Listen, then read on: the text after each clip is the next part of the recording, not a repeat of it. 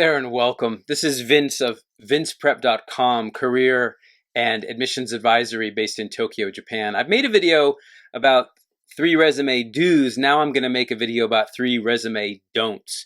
3 biggest mistakes in resumes is they're not customized, there's no context, and there's no differentiation. You're not showing what you do that others don't do. Let me talk about that, and then I've got one bonus tip, and then drop the mic. Enough about resumes for today. So the first mistake is that you don't customize your resume to the target opportunity. So for my MBA admissions clients, I suggest that you ask a current student to share with you the Columbia or Kellogg or MIT or Harvard. I think, and I'm probably INSEAD or maybe London, have lots of schools. Career Service Office have the official School X career services template. They love using it because it signals to recruiters, which is helpful. This is a Kellogg resume. Okay, this kid's at whatever. Before they even see the name of the school on the on your education section, they can almost tell from the template. MIT, Sloan. So customize your resume. The template is part of it, but also, stupid stuff. Is the education section at the top? Is it at the bottom? Do they use the word additional? Do they break down the additional section into different periods? Templates is the easy part. Also customize it to, in my case, when I was an actor, I had a Shakespeare resume, I had an improv resume, I had a TV resume, I had a stage resume.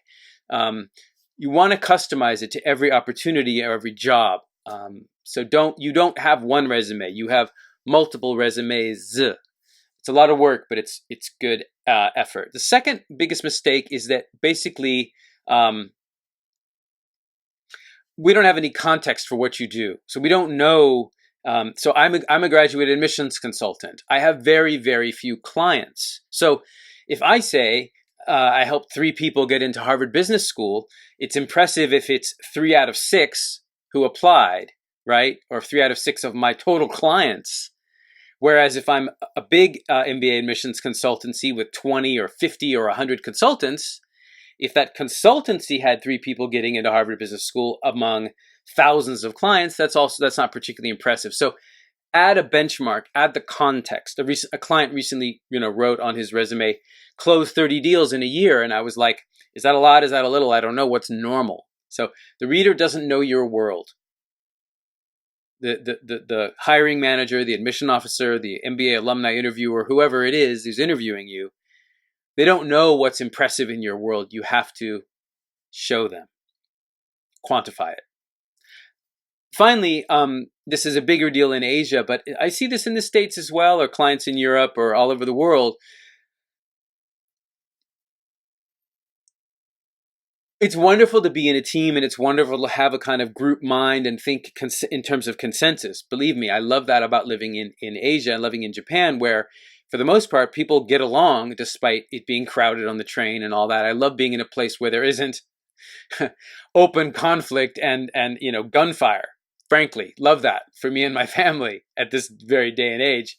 However, the downside of that is it's hard for people here, and frankly all over the world, to distinguish themselves from their team and differentiate themselves from what the group does. So the biggest mistake number 3 is, what do you do that no one else does? What are you and only you responsible for?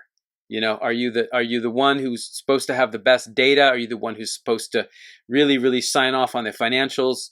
Are you the one who's supposed to be the thinking about sort of the marketing message?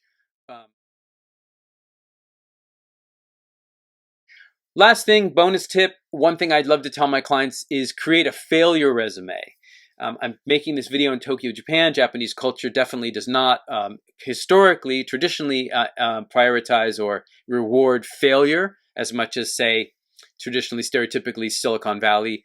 It's a badge of honor to have lost 3, to have had 3 successive, unicorn failures in startup world.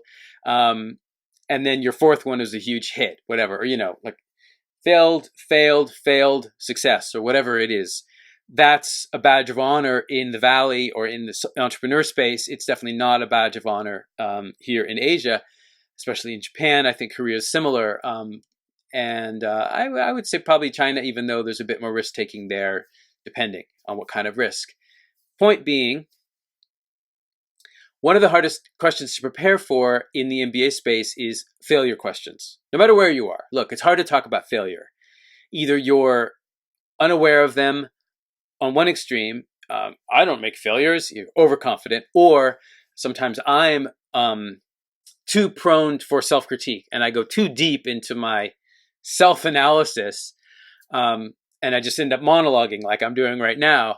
And I'm too self-critical, and I appear to basically lack confidence, which is not good either. So, sweet spot somewhere in the middle.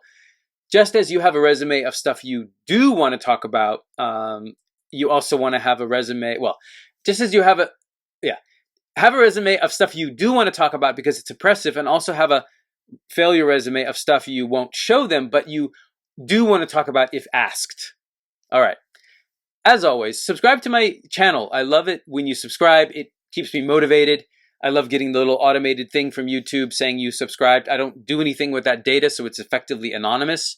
It costs you nothing, and you end up gaining because you get alerted when I made a new video, and it keeps me motivated to keep doing this, frankly. I am an actor, and I like having an audience, and so your applause, your likes, your shares, your subscriptions definitely keeps me going. So love that you're subscribing, and thank you for that. Signing off for now. Best of luck with your resume and everything it is, and everything you're working on. All right. Bye for now.